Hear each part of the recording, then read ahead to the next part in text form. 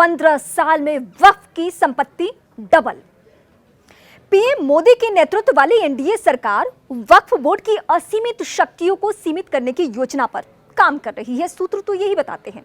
इसके लिए सरकार वक्फ अधिनियम में संशोधन की तैयारी कर रही है। सूत्रों का कहना यह है कि कांग्रेस द्वारा वक्फ अधिनियम में किए गए संशोधन के बाद भू माफिया की तरह काम करने, व्यक्तिगत भूमि, सरकारी भूमि, मंदिर की भूमि और गुरुद्वारों सहित अलग अलग प्रकार की संपत्तियों को जब्त करने का आरोप लगाया गया है।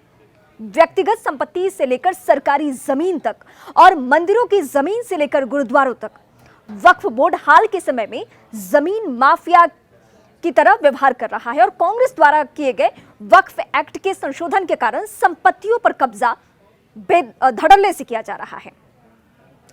वक्फ बोर्ड कानून का इतिहास क्या है वो हम बताने जा रहे हैं। 1954 का वक्फ बोर्ड एक्ट भारत सरकार ने पाकिस्तान गए मुसलमानों की संपत्तियों को वक्फ बोर्ड को सौंपने के लिए 1954 का वक्फ बोर्ड एक्ट लागू किया। इसका मकसद मुसलमानों की धार्मिक और सामाजिक गतिविधियों के लिए संपत्तियों का प्रबंधन करना था, लेकिन इन दिनों इसका मकसद बदल चुका है। 1995 का संशोधन। 1991 में बाबरी मस्जिद के ध्वंस के बाद पीवी नरसिम्हा राव की कांग्रेस सरकार ने वक्फ बोर्ड एक्ट में संशोधन किया। इस संशोधन ने वक्फ बोर्ड की असीमित अधिकार उसे दे दिए, जिससे वो अधिक जमीनें अधिग्रहित कर सके।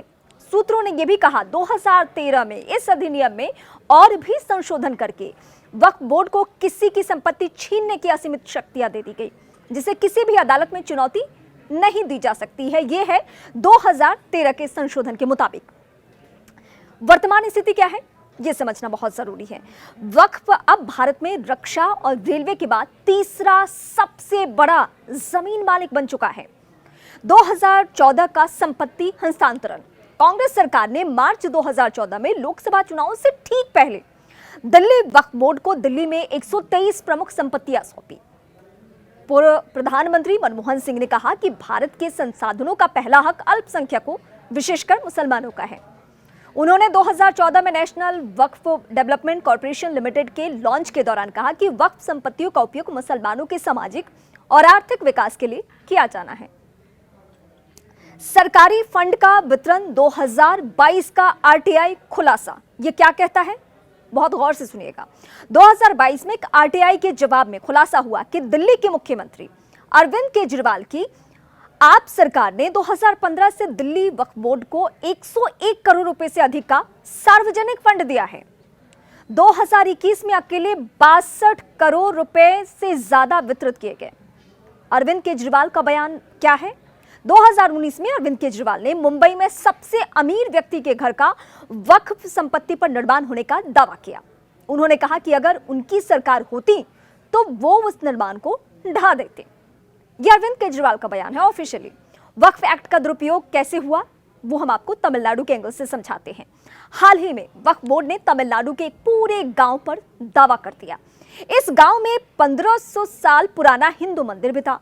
यह दावा विवादित था क्योंकि वक्फ बोर्ड का दावा एक हिंदू मंदिर पर था जिसका ऐतिहासिक महत्व भी है, वो भी 1500 साल पुराना। अब हम हरियाणा लेकर चलते हैं आपको। यमुनानगर जिले के जटलाना गांव में वक्फ बोर्ड ने एक गुरुद्वारे की जमीन पर कब्जा कर लिया।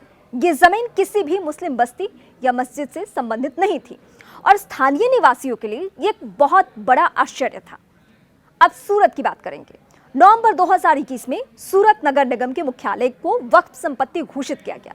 दावा किया गया कि शाहजहां के शासनकाल में यह संपत्ति वक्फ के लिए दान की गई थी। भले ही यह लगभग 400 साल पुरानी बात थी, लेकिन इसकी मायने है। अब हम बात करेंगे ताजमहल की। 2018 में सुन्नी वक्फ बोर्ड ने सुप्रीम कोर्ट में दावा किया कि ताजमहल अल्लाह का है, लेकिन इसे सुन्नी वक्फ बोर्ड के तहत सूचीबद्ध किया जाना चाहिए। सुप्रीम कोर्ट ने दस्तावेजों की मांग की, लेकिन बोर्ड के पास कोई हस्ताक्षरित दस्तावेज है ही नहीं, यानी जिस पर हस्ताक्षर हो। अब ज्ञानवापी मस्जिद की बात करेंगे। साल 2022 और साल 2022 में उत्तर प्रदेश सुन्नी सेंट्रल वक्फ बोर्ड ने दावा किया कि ज्ञानवापी मस्जिद की विवादित संपत्ति वक्फ की संपत्ति है। मंदिर पक्ष ने इस दावे को कोर्ट में खारिज कर दिया।